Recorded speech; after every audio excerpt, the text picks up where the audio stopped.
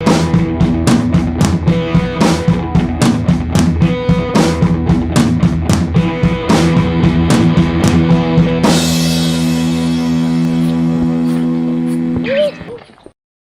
le logo et comme il se la pète. Salut à toutes et à tous, bienvenue sur la chaîne de Monsieur Matos, la chaîne où je vous explique comment mieux vous équiper en voyage léger, en randonnée ou en alpinisme. L'alpinisme, c'est justement ce dont on va parler aujourd'hui, on va prendre un peu d'altitude. Aujourd'hui, on va parler des piolets. Alors c'est pas ultra logique parce que le piolet, je considère que c'est vraiment pas la première chose à acheter dans l'équipement de haute montagne. Je trouve que c'est beaucoup plus logique de prioriser les chaussures parce que les crampons et les piolets, on peut toujours les louer et qu'il vaut mieux louer crampons et piolets que des chaussures. Puis après, généralement, on choisit les crampons parce que ça nécessite beaucoup moins de projection dans ce qu'on va faire sur les 5 ou 10 prochaines années. Et puis on termine par le piolet parce que vous allez le voir, il faut avoir quand même un minimum d'idées de ce qu'on va vouloir en faire par la suite. Donc vous aurez remarqué que je n'ai pas encore fait les vidéos sur les pompes d'alpinisme ni les crampons, mais j'avais juste très envie de faire cette vidéo sur les piolets, donc voilà. Putain, le mec il s'arrange avec la logique quoi. Donc comme souvent, je vais pas vous dire quel piolet choisir. Bah non, penses-tu? Des fois qu'ils fassent des vidéos qui servent à quelque chose. Mais on va plutôt passer en revue l'intégralité des catégories de piolets qui existent sur le marché pour que vous puissiez, en fonction de votre utilisation, savoir dans quelle catégorie taper pour choisir votre piolet. Donc comme je le disais, choisir un piolet, ça nécessite de se projeter un minimum, d'avoir un peu des idées de ce qu'on veut faire, de la pratique vers laquelle on va évoluer dans le temps. Ouais, enfin souvent les gens ils veulent un truc un peu polyvalent quoi. Stop! Alors on arrête là tout de suite. Voilà, qu'est-ce que j'ai dit encore? Alors la polyvalence, ça fait partie de ces mots à la con qui me gonflent absolument parce que dans le choix d'un piolet, comme dans le choix de la plupart des éléments de votre matériel, ça ne veut rien dire. Alors, je vais fermer cette parenthèse et à la fin de la vidéo, je vous expliquerai pourquoi en vous montrant un exemple concret, mais je ne veux pas entendre parler de polyvalence. Putain, le gars, même quand il nous engueule, il fait du teasing quoi. Donc maintenant qu'on a fermé cette parenthèse, on va parler des tailles de piolets. Parce que bien souvent, quand vous choisissez votre premier piolet, c'est une question récurrente et c'est souvent un petit dilemme. Attends, c'est moi qui dis, je connais le truc. Alors en fait, tu te tiens bien droit comme ça, tu tiens le piolet dans la main, et là, faut que ça touche la malléole, là. Et sans déconner, t'en as pas marre de dire des conneries? Qu'est-ce que j'ai dit encore?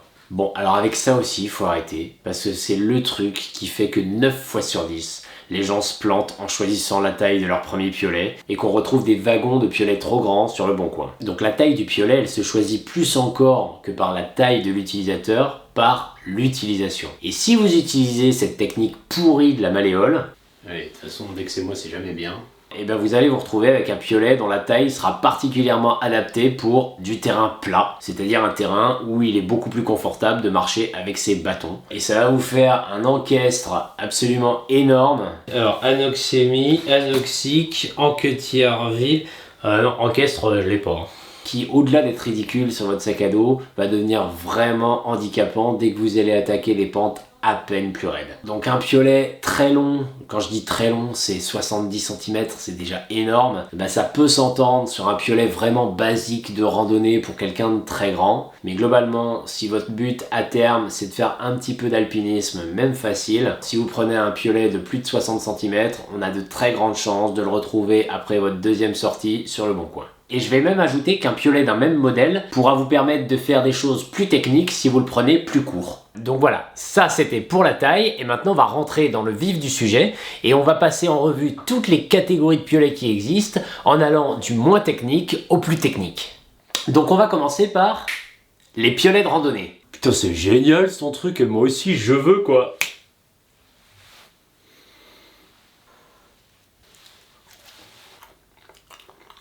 Donc là, on va être sur des piolets adaptés à la rando glaciaire, c'est-à-dire de la marche sur glacier avec peu de pente, un Chamonix Zermatt par exemple. Et on va aussi pouvoir faire des courses d'alpinisme faciles dans des pentes à 30 degrés, il n'y a aucun problème pour utiliser ce genre de choses. Là, on est sur le modèle Raven de chez Black Diamond, c'est un modèle qui est très connu, notamment pour sa découpe très particulière de son attache de tête qui permet une super prise en main, même avec des petites mains ou, pour les frileux, avec des gros gants. Ça c'est la version standard sur laquelle on trouve une pique en acier qui va permettre d'avoir un appui sûr même quand vous êtes sur de la glace ou de la neige très dure pour des courses d'alpinisme en été. Alors là je vous montre un modèle de chez Black Diamond, mais bien entendu dans chaque marque vous allez pouvoir trouver des modèles équivalents et ce sera la même chose dans chacune des catégories. Vous pouvez avoir le Glacier chez Petzl ou le Blackbird chez Blue Ice, le G1 chez Grivel, etc., etc. Le Raven, il existe dans plusieurs versions, une version légèrement galbée, une version avec un grip et aussi la version ultra, plus destinée au ski de randonnée ou en tout cas à une utilisation hivernale où on va avoir des neiges moins dures et peu de glace et avec une pique biseautée, donc qui va donner un ensemble plus léger. Ils ont aussi évidé la panne. Du coup, bien qu'il soit pas tout jeune, c'est un modèle que je trouve pas inintéressant avec ce confort de la prise en main et une inertie qui est quand même pas dégueu du tout. Alors quand je parle d'inertie, c'est assez essentiel comme point parce que quand un piolet est plus lourd, c'est pas pour faire chier son monde, c'est un peu comme un marteau. Plus un marteau est lourd, moins vous allez devoir taper pour enfoncer un clou. Et bien avec un piolet, c'est pareil. Plus vous allez avoir de poids sur la tête, meilleure sera l'inertie pour rentrer dans des glaces de plus en plus dures. Les piolets de randonnée, vous pouvez aussi les envisager dans l'utilisation randonnée classique, mais en début de saison. Par exemple, vous partez faire un GR ou même une rando à la journée, mais au mois de juin, en montagne, il y a encore souvent beaucoup de neige. Et donc du coup, vous allez parfois avoir besoin d'équipements spécifiques, crampons et piolets. Et donc le piolet, il va vous servir pour traverser des névés, à vous réceptionner en cas de chute. Pour peu, bien évidemment, qu'on sache s'en servir. C'est-à-dire que globalement, ça sert à rien d'essayer de l'utiliser en mode cliffhanger. J'ai pas grimpé depuis des mois. C'est vraiment en le tenant à deux mains, avec une main sur la tête et l'autre en bas de manche, qu'on va réussir à se réceptionner. Et puis aussi, si vous avez pris l'option qui peut se défendre, pourquoi pas, de partir avec un piolet mais pas de crampons, et le piolet il peut vous servir aussi à tailler les marches pour pouvoir progresser sur un névé même en neige très dure. Alors c'est long, fastidieux, épuisant, mais ça permet réellement de progresser et si on y réfléchit, c'est comme ça qu'ont été gravis la plupart des sommets des Alpes vu qu'ils l'ont été avant l'arrivée des crampons. Ouais, quand t'as fini de tailler les marches sur 10 mètres, tu dis respect les anciens.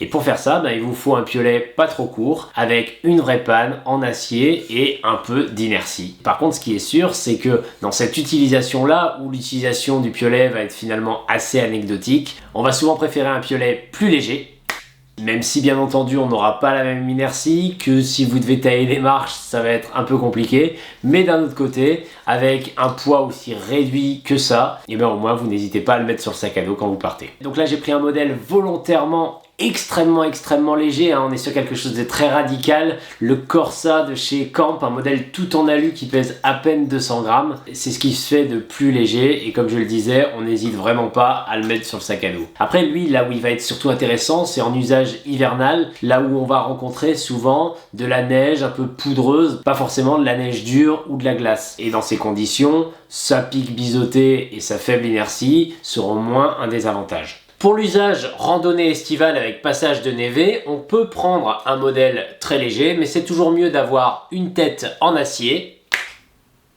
Non, rien à voir. Hey. Ah, je crois qu'il y a ta femme qui a un truc à te dire. Bon, je l'ai pas. Donc, le Corsa Alpine, qui va rester très léger, mais qui aura quand même une tête en acier pour rentrer dans les neiges plus dures. Le Corsa, il va aussi exister dans une version un peu particulière.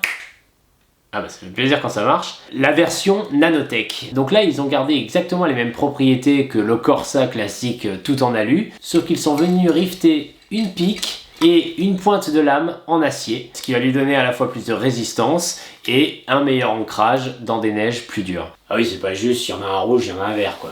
Ça, c'est un modèle qui m'est souvent arrivé de recommander à des randonneurs qui partaient au long cours. C'est notamment le piolet que j'ai conseillé à Eric de la chaîne Ciel-Mont Bivouac. Si vous connaissez pas cette chaîne YouTube, je vous la recommande vivement. Eric, il est parti, ça doit faire plus d'1 an et demi maintenant, de Strasbourg pour rallier le sud du Portugal en passant par toutes les chaînes de montagne.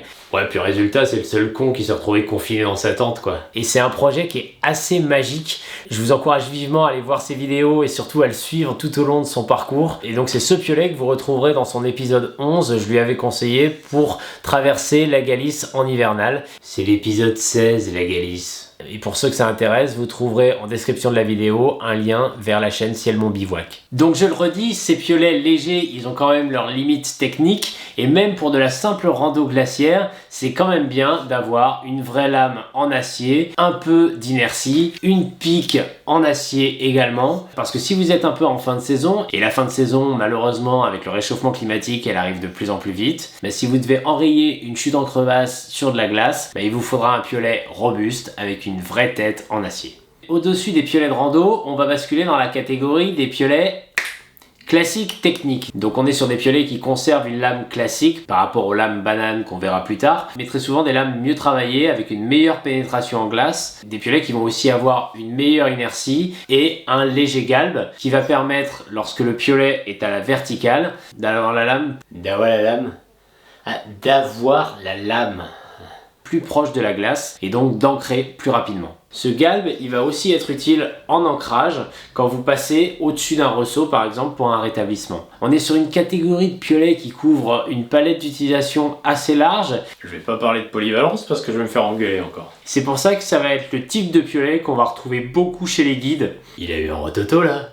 Si, je te jure, il a eu un rototo. On va avoir une lame qui va permettre de faire du piolet rampe pour descendre des pentes assez raides, une panne très efficace pour tailler des marches, et en même temps ça va être des piolets très robustes de façon à pouvoir faire des corps morts en cas de mouflage. Putain, j'ai rien compris moi.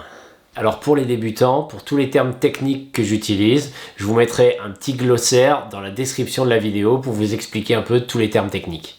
Merci. De rien. Ça c'est le modèle Summit Evo de chez Petzl que j'ai depuis cet hiver. J'ai pas pu encore l'essayer en glace ou dans des neiges très dures, mais j'ai hâte de le tester dans ce genre de terrain pour voir ce que vaut la lame. Dans cette catégorie de piolet, un autre modèle qui fait référence, et notamment pour la qualité de sa lame, c'est l'Airtech Evolution de chez Grivel. Alors cette lame, c'est une légende à elle toute seule. Elle a quasiment pas évolué depuis 15 ans. Grivel a fait évoluer par contre le piolet qui va autour. On sait que c'est très robuste, que ça a un ancrage redoutable. Et du coup, même s'il est moins léger que le Petzl, ça reste quand même un piolet de référence. Très souvent chez les guides, quand ils n'ont pas l'un, ils ont l'autre. Alors deux autres piolets qui sont moins connus et qui pourtant jouent dans la même cour avec d'excellents arguments. On a le Swift chez Black Diamond, alors qui va être un peu plus lourd, par contre qui va être très bien placé en prix, un piolet très robuste avec une excellente inertie et une lame en inox, donc qui va être plus robuste et qu'on aura moins à affûter, même si à l'affûtage l'inox c'est pas si évident. Une autre marque qui a fait le choix de l'inox pour un piolet de ce type, c'est Blue Ice avec son piolet Bluebird que moi je trouve magnifique. Alors pour ceux qui ne connaîtraient pas Blue Ice, parce que c'est une marque un peu plus confidentielle que les autres, c'est une petite boîte française basée à Chamonix. Je veux pas faire chier pour moins de 10 boards, mais ils sont pas à Cham, ils sont aux Ouches. Ils se sont fait connaître par leur baudrier, leur sac à dos. C'est des produits à chaque fois très typés Alpi, relativement élitistes, mais dans le sens où, quand on regarde leurs produits, on voit qu'ils sont allés vraiment à l'essentiel. Leur sac à dos, par exemple, ils ont des matériaux extrêmement robustes, mais grâce à une accessoirisation très ciblée, ils arrivent finalement à avoir des poids très faibles. C'est vraiment des produits de très belle qualité et c'est aussi le cas pour leurs piolets qui généralement sont en adéquation avec leur philosophie, c'est-à-dire des produits souvent assez puristes. Bon, et puis le petit truc en plus chez Blue Ice qui sert strictement à rien mais qui me fait bien marrer, c'est que vous avez la possibilité de personnaliser votre piolet. Quand vous le commandez, vous avez la possibilité d'y faire graver votre nom, une date ou ce que vous voulez. Regardez-le, l'autre il veut son piolet Monsieur Matos quoi. Pas du tout. T'inquiète, pour ton départ en retraite, ce sera nickel. Bon. Donc ce type de piolet, j'ai déjà dit, on le retrouve beaucoup chez les guides. On va pouvoir faire de la rando glaciaire, des courses d'alpi faciles en leader par exemple. Si on doit vraiment assurer une cordée, c'est vachement bien. Ça va vraiment être le piolet de prédilection pour des courses de glace classiques. Une Roche-Forioux, un dôme des Écrins, un Mont Blanc, une traversée des dômes de Miage, ce genre de choses. Et puis on va pouvoir aussi s'attaquer à du couloir. On va pouvoir envisager des courses en PD, PD Sub, voire AD sans problème. Pour ceux qui connaissent pas, ça c'est les cotations de difficulté en alpinisme. Non, je dis ça parce que sinon l'autre il continue dans son truc.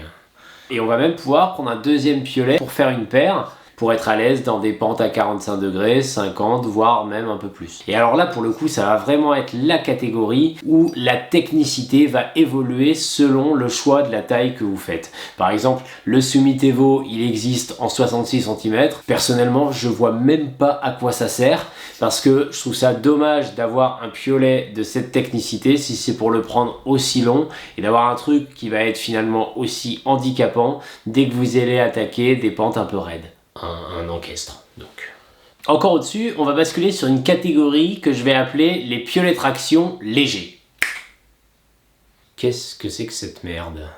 Non, bon, ça c'est la petite blagounette. Ça c'est mes bébés, c'est mes vieux Grivel Lightwing qui ont été mes piolets pendant 17 ans et avec lesquels j'ai vraiment tout fait. De la rando glaciaire à la course facile, à la course de couloir, ustensiles de cuisine, des capsuleurs, à de la goulotte, sardines de tente, des givrages de frigo, ou du mixte ou n'importe quoi. Ça rentre effectivement dans cette catégorie des piolets légers. À l'époque, dans cette catégorie, c'était même les plus légers du marché. Aujourd'hui, évidemment, on considérerait que ça pèse un âne mort par rapport à ce qui se fait, mais c'était juste pour vous montrer qu'avec cette catégorie de piolets-là, on peut vraiment faire beaucoup de choses. Donc là, si vous le voulez bien, on va revenir un peu dans le monde moderne avec le Sumtech de chez Petzl qui s'est imposé comme la référence dans ce milieu des piolets traction légers depuis quelques années, notamment en raison de son équilibre et de son poids. Une des particularités de cette catégorie de piolets, c'est qu'ils ont une lame banane. Alors une lame banane, contrairement à ce que beaucoup de gens pensent, c'est pas fait pour ancrer mieux, mais au contraire pour désancrer plus facilement. Quand j'ancre un piolet avec une lame classique,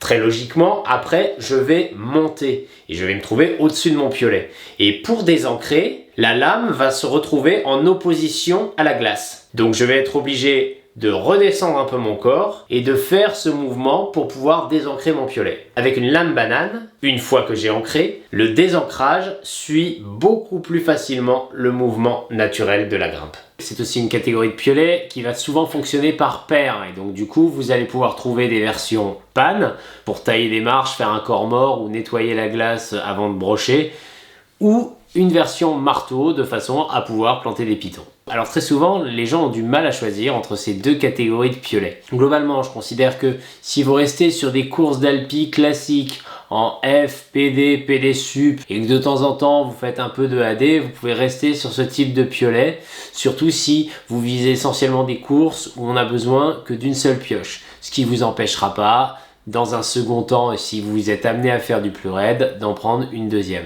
Par contre, si d'entrée de jeu, vous savez que vous voulez aller vers du plus raide, et surtout si vous voulez faire du couloir, parce que c'est quand même leur domaine de prédilection, à ce moment-là, vous serez beaucoup mieux avec ce genre de choses, quitte à n'en prendre qu'un dans un premier temps. À ce moment-là, vous prenez la version panne, et vous pourrez prendre dans un second temps une version marteau, qui pourra vous permettre aussi de pitonner, et ça vous fera une paire assez homogène. Un autre détail que vous aurez probablement remarqué, c'est ce petit ergot qui en fait sert de protection au petit doigt parce que en fait quand vous ancrez, eh bien le piolet il va décider de taper à cet endroit-là contre la glace et le petit doigt ça peut faire très mal. Donc ça sert à protéger le petit doigt, ça sert aussi à retenir la main. Ouais, il paraît même qu'il y a des cons qui restent accrochés au piolet alors que le corps est descendu. Ouais, moi je dis ça. Et on a aussi l'option de l'utiliser non pas en ergot mais en gâchette, c'est-à-dire que là on va faire rouler le piolet autour de l'index pour aider à la frappe. Alors ça a un usage très controversé, il y a des gens qui trouvent que ça sert strictement à rien. Sur mes Lightwing, j'avais mis ergot et gâchette et franchement j'adorais ça. Surtout la gâchette Grivel que personnellement je trouve particulièrement agréable parce que l'index roule vraiment dessus, elle est particulièrement lisse, je trouve la forme absolument super, même si le système d'attache est un peu archaïque. En tout cas voilà, ça fait partie des accessoires qu'on peut éventuellement rajouter sur un piolet. Alors je vous disais que le Sumtech il s'était imposé depuis plusieurs années comme la référence dans ce milieu-là, mais il y a un autre modèle dont je voulais vous parler, c'est le Aquila de chez Blue Ice. Alors là, on est bien dans cette catégorie des piolets traction légers et pour le coup, des piolets traction hyper légers parce que là, ça pèse à peine 330 grammes, mais par contre, on a déjà un équilibre que je trouve particulièrement intéressant. Alors bien sûr, on va pas avoir l'inertie du Sumtech, mais par contre, c'est un piolet que je trouve assez intéressant pour beaucoup de courses de couloir où on va plus rencontrer de la neige que de la glace et où on va pas avoir besoin d'une inertie de dingue. Alors je vous ai montré le Semtech et l'Aquila, mais évidemment, comme d'habitude, dans cette même catégorie, chez leurs concurrents, vous trouvez des équivalents. Vous avez le Venom chez Black Diamond qui lui a fait le choix d'une lame classique. Vous avez le Light Machine chez Grivel, même si je le trouve un peu lourd. Avec un nom comme ça, c'est un peu con. Le X-Lite chez Cassin, mais qui lui aussi est un peu lourd, décidément. Et enfin le Nadja Light chez Simon. Laisse-moi deviner, lui aussi il est un peu lourd. Qui lui a un poids tout à fait correct, mais que je trouve nettement moins bien au niveau de la prise en main. Alors ce qui peut se passer avec ce type de piolet, et je le sais pour avoir utilisé cette catégorie pendant 17 ans, c'est que dans des pentes très raides, le galbe ne soit pas suffisant pour dégager la main de la paroi. Et c'est là qu'il va falloir passer sur une catégorie supérieure, et c'est donc dans cette catégorie qu'on va trouver le Quark. Donc clairement, s'il y a un piolet de légende dans l'univers des alpinistes, c'est bien le Quark de chez Petzl. Ce piolet est une référence à la fois sur ce segment, mais globalement dans l'univers des piolets. C'est une arme avec laquelle on peut tout faire, même si, bien entendu, ça peut pas être optimisé partout. Mais en tout cas, ça va être un piolet très à l'aise, globalement dans des voies très techniques. Ça peut aller même de la course moins technique, je sais pas moi, une course en PD, AD, jusqu'à du couloir à 60 degrés, 70 si ça vous chante, de la goulotte et jusqu'à la cascade de glace. Donc dans cette catégorie de piolet, le galbe va être plus important. On va avoir de nouveau une lame banane qu'on va pouvoir changer. Et alors c'est valable sur le Quark, mais c'est valable aussi pour ses concurrents. Quand vous changez la lame, vous pouvez aussi l'adapter selon les terrains, c'est-à-dire avoir une lame plus ou moins fine selon si vous êtes dans de la glace pure ou si vous êtes dans du mixte ou du dry tooling. Mais explique aux gens quand tu dis des trucs comme ça. Alors pour les néophytes, le dry tooling, c'est la discipline qui consiste à grimper en crampons et piolets dans une face sèche ou alors avec très peu de glace. Il y a vraiment que les Anglais pour inventer des conneries pareilles. Personnellement, c'est un piolet qui m'a fait rêver pendant des années. Je l'ai pas depuis très longtemps, je l'ai que depuis cet hiver, mais c'est une pure merveille. Comme d'habitude, on peut lui trouver des concurrents chez n'importe quelle marque, par exemple chez Cassin avec le X All Mountain. Donc là, vous remarquerez qu'ils ont opté pour un galbe très prononcé. On est même à mi-chemin avec la catégorie suivante dont on va parler tout à l'heure. Un peu comme le Apex de chez DMM. Et ils ont voulu quelque chose de plus agressif encore et de plus adapté aux terrains verticaux, voire déversants. Juste petit mot pour Cassin, parce que c'est une marque qui est finalement pas très connue en France. C'est une marque italienne qui existe depuis des années et donc qui a été rachetée par Camp. Et en fait, aujourd'hui, on retrouve plutôt les piolets légers estampillés Camp et les piolets plus techniques estampillés chez Cassin. Sur ce même segment, vous avez le North Machine chez Grivel, le Viper chez Black Diamond. Alors avec la particularité que ces deux marques ont aussi des propositions dans cette catégorie de piolets en carbone, avec le North Machine Carbone chez Grivel ou le Cobra chez Black Diamond. Le carbone ayant pour propriété d'avoir un transfert plus radical de la force dans la glace. Ce qui fait que à la fois votre force va être mieux transmise pour avoir un meilleur ancrage, mais que d'un autre côté, vous allez aussi ressentir davantage le choc que va vous renvoyer la glace. Donc c'est des piolets qui sont pas forcément à mettre entre toutes les mains, c'est des piolets qui nécessitent plus de tenue. Et ça m'amène à un point qui est particulièrement marqué sur cette catégorie globale de piolets, c'est que l'équilibre d'un piolet, c'est quelque chose de très personnel au fond. Typiquement mes Lightwing, je m'y suis fait très vite. Alors je trouvais quand même que l'équilibre était bien meilleur en enlevant la panne ou le marteau. Tout de suite on avait un swing bien meilleur. Le Quark, je m'y suis fait tout de suite. Et typiquement le Viper de chez Black Diamond, alors je parle de l'ancien modèle parce qu'il a changé et que j'ai pas testé de nouveau, mais ça c'est un piolet, j'ai jamais pu m'y faire. Ça n'en fait pas du tout un mauvais piolet, au contraire, Outre-Atlantique c'est peut-être un des piolets de cette catégorie les plus vendus, mais c'est vraiment un ressenti purement personnel qui sera pas forcément évident à appréhender pour des débutants. Et enfin un dernier modèle dans cette catégorie dont j'ai pas encore parlé, c'est l'Anaconda Cup de chez Simon. Tant que 2 secondes, j'en profite. Pour les blaireaux qui s'imaginent à la mode en disant Simon, arrêtez, vous êtes ridicule. Simon, c'est Chamoniard. Simon, c'est ça. Hello, darkness, my old friend. Je peux reprendre ? Ouais non, mais il fallait que ce soit dit parce que... Alors comme vous le savez sans doute, Simon est maintenant la propriété de Decathlon. Du coup, pour leurs produits, ça fait un intermédiaire en moins, hein, vu que le fabricant et le magasin sont une seule et même entreprise. Il faut bien reconnaître aussi que depuis le rachat de Simon par Decathlon, leurs produits haute montagne, je parle des crampons et des piolets, ont pas beaucoup évolué. La recherche s'est quand même beaucoup concentrée sur le textile, éventuellement les sacs à dos. Et du coup, tout ça, ça fait que l'Anaconda Cup, il sort à 100 balles, ce qui est un prix défiant absolument toute concurrence pour cette catégorie de piolet, pour un piolet qui est vraiment très technique et qui pourra, tout comme un quark, aller du couloir à la cascade de glace. Alors ce que je leur reproche, au-delà d'être un Décathlon, ça veut dire quoi ça? Non mais te casse pas, on a compris. Oui, je préfère faire bosser les petites boîtes que le groupe Oxylane, j'ai le droit. Oh mais moi je dis rien, hein. Assume, c'est tout. Donc je disais qu'un des trucs que je lui reproche, c'est d'avoir un marteau, alors là je l'ai pas, hein, mais qui est très très lourd, et du coup ça fait une grosse différence de poids entre la version panne et la version marteau. L'autre truc aussi, c'est que comme mes Lightwing, l'équilibre est bien meilleur lorsque on enlève la panne. Decathlon vend un insert comme celui-ci qui permet d'enlever la panne ou le marteau, et effectivement comme ça il a un équilibre qui est vachement bien, mais du coup en gros vous avez le choix entre avoir un équilibre super mais manquer de la panne ou du marteau qui peuvent quand même servir, ou avoir les accessoires mais un moins bon équilibre. Et enfin, et c'est vraiment ça moi que je lui reproche, c'est sa prise en main qui est pas terrible à cause de cette largeur de lame qui est absolument énorme, et du coup il va vous falloir des grosses paluches vraiment pour pouvoir le tenir correctement, et encore vu qu'elle est dentelée jusqu'au bout, jusqu'en haut du manche, et en fait vous allez exploser vos gants. Du coup ça reste un super rapport qualité-prix mais qui a quand même ses lacunes.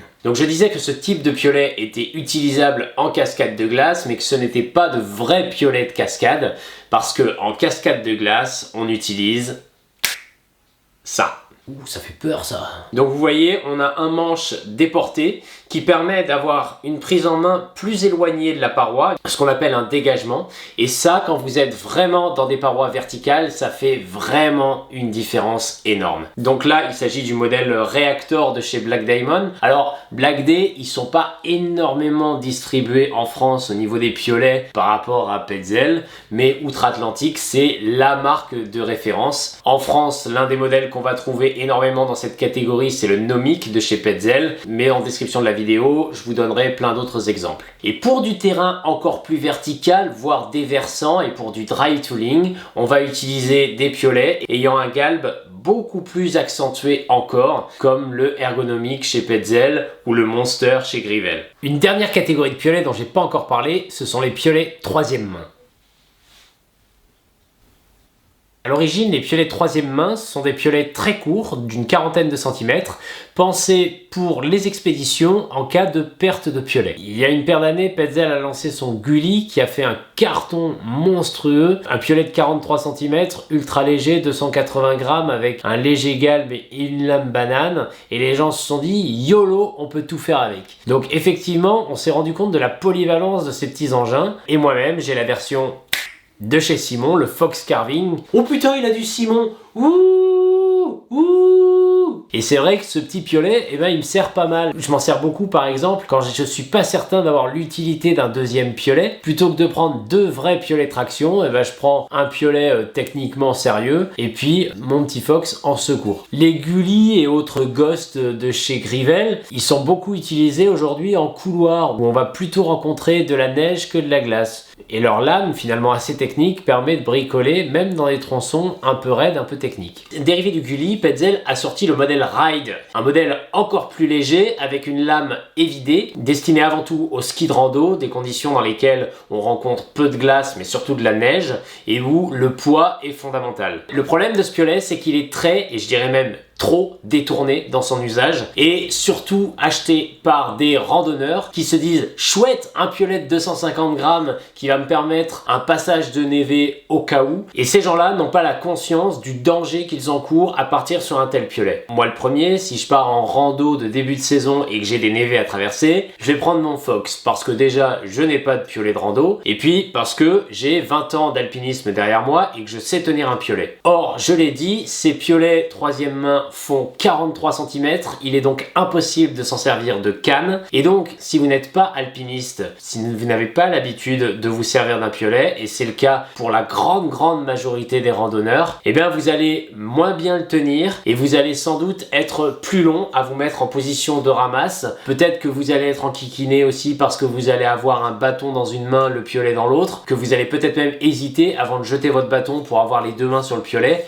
Bref, cette situation est dangereuse. Ce n'est pas un piolet fait pour ça. Je vous recommande vivement dans cet usage de prendre un piolet de randonnée, je sais pas moi, dans une longueur de 60, entre 55 et 65 cm selon votre taille, mais en tout cas quelque chose sur lequel vous allez pouvoir vous appuyer comme une canne parce que vous serez dans une position bien plus confortable et surtout bien plus sécure. Même un très léger, par exemple un Corsa dans sa version alpine, et si vraiment vous avez la paranoïa du gramme, il y a toujours cette version nanotech dont je vous ai parlé, mais en tout cas il faut bien avoir conscience que ces piolets troisième main, le ride surtout, mais les troisième main en général, ne sont pas des piolets comme les autres, ont cette particularité de la longueur très courte et qu'il faut prendre en compte, surtout dans des usages moins techniques où le manque de longueur va être problématique. Attention, me faites pas dire ce que j'ai pas dit, le ride reste un excellent piolet, mais dans le domaine pour lequel il a été conçu, c'est-à-dire le ski de randonnée. Voilà, donc on a passé en revue un peu toutes les catégories de piolets qui existent sur le marché, et maintenant je vais en revenir à cette histoire de polyvalence. Ah, on y vient.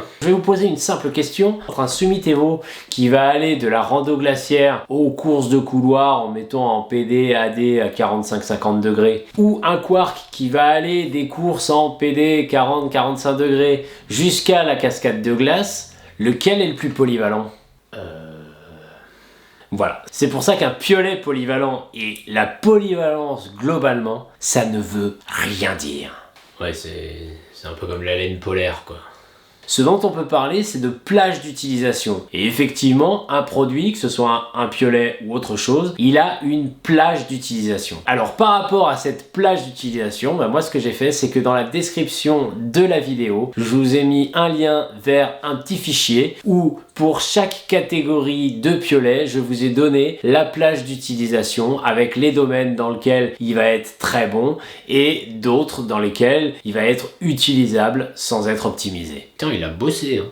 Il y a un sujet que j'ai pas abordé, mais il faut bien que j'en parle à un moment donné, c'est les normes qui attestent de la solidité des piolets. Il existe deux types de piolets au regard des normes, les piolets B pour basique ou T pour technique. La différence, elle va se faire sur la solidité du manche. Le manche d'un piolet de type B doit pouvoir résister à 2,5 kN, alors qu'un manche de piolet de type T doit résister à 3,5 kN pour 50 cm. Le but, c'est théoriquement de savoir si on peut ou pas faire un relais sur un piolet. Pour ça, on est censé utiliser à tout prix un piolet de type T. Parmi les piolets, certains un peu techniques que je vous ai présentés, et bien certains ne répondent qu'à la norme basique. C'est le cas du Sumitevo, du Bluebird et même de l'Aquila, pourtant plus technique. A contrario, dans la catégorie classique technique, le Swift va être en norme T, tout comme l'AirTech. Donc théoriquement des piolets plus sécures. Je vais pas rentrer dans le débat norme utile, pas utile, c'est à chacun de prendre ses responsabilités sur le choix des engins qu'il emmène en fonction de la course qu'il vise, mais vu que cette norme existe, je me devais de vous en parler.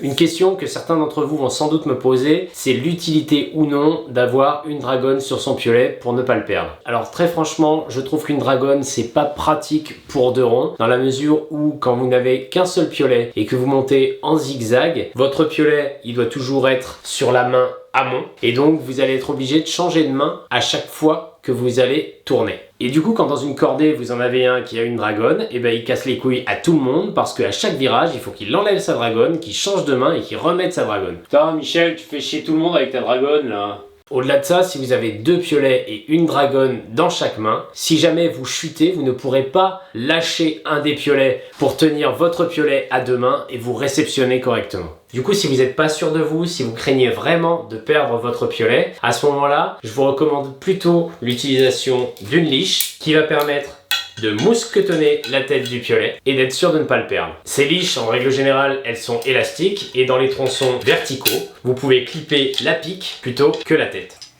Ces leashes existent généralement en modèle simple si vous n'avez qu'un seul piolet, mais aussi en modèle double si vous avez 2 piolets. Que ce soit les dragons comme les leashes, moi au final je trouve ça pas très pratique. Soit ça s'en mêle dans les cordes, soit ça va faire des zigzags, soit même avec la leash vous pouvez avoir un retour de piolet en cas de chute. Au final, et la plupart des pratiquants font comme moi, je n'ai rien sur mes piolets, ni leash, ni dragon. Et maintenant, je vais vous parler de ça. Ça, c'est du scotch auto-amalgamant utilisé en plomberie. Et après avoir testé des dizaines de solutions, c'est clairement la meilleure option pour faire son propre grip sur son piolet. Alors, je sais que certains qui regardent cette vidéo sont déjà en PLS à cause de la gueule de mes quarks customisés, mais clairement, avoir un grip en haut de manche, moi je trouve ça super pratique quand on est sur des pentes semi-raides et donc qu'on va tenir le piolet juste en haut de manche. Sur mes Lightwing, à l'origine, il n'y avait aucun grip. Donc j'en ai rajouté un en bas, un en haut. J'ai calculé que ça pesait environ 10 grammes pour cette longueur de grip. Mais clairement, par rapport à un manche nu, je trouve que l'adhérence est complètement différente. C'est aussi beaucoup plus confortable et surtout, pour les frileux comme moi, ça isole du froid. Donc c'est comme pour les ergots, c'est comme pour les gâchettes, c'est comme pour les leashes, c'est comme pour les dragons. Chacun fait comme il le sent, en ayant conscience aussi que ça sert à rien de prendre un piolet ultra léger comme un ride par exemple, si c'est pour l'alourdir avec du grip. Voilà, c'est la fin de cette vidéo, j'espère n'avoir rien oublié. Si malgré tout vous avez des questions, vous savez que vous pouvez me les poser en commentaire. Comme promis, je vous mettrai dans la description de la vidéo le lien vers la chaîne Ciel Mon Bivouac, un petit glossaire avec les termes techniques utilisés, la liste intégrale des piolets que vous avez vus dans cette vidéo avec à chaque fois leur provenance parce que vous savez que je tiens à être transparent là-dessus, et puis un lien vers cette espèce de petit tableau comparatif que je vous ai préparé. J'espère que cette vidéo vous aura plu, que vous aurez appris des trucs. Si c'est le cas, mettez un like, partagez la vidéo autour de vous sur les réseaux sociaux. Vous êtes de plus en plus nombreux à nous rejoindre sur le groupe Facebook Le Bivouac et à me contacter pour des conseils, à tel point d'ailleurs que ça devient compliqué à gérer. Du coup, j'ai mis en place un site internet pour essayer de vous accompagner au mieux dans le choix de votre équipement. Ça s'appelle monsieurmatos.com, je vous laisse le lien dans la description. J'organiserai aussi des réunions auxquelles vous pourrez participer. Les premières, ce sera justement sur l'initiation à l'alpinisme, donc vous aurez les dates sur le site et vous pourrez vous y inscrire. Pour ceux qui commencent à me connaître, la prochaine vidéo, elle sort bientôt. Voilà, et puis d'ici là, pour ne pas la rater, vous pouvez vous abonner à la chaîne ici. Pour regarder une autre vidéo, c'est par là. Et puis en attendant, je vous dis bonne rando, bon voyage et bonne course. Et si vous avez des questions sur votre matériel, si vous avez besoin de conseils personnalisés, retrouvez-moi sur monsieurmatos.com ou sur le groupe Facebook Le Bivouac et dites bonjour Monsieur Matos.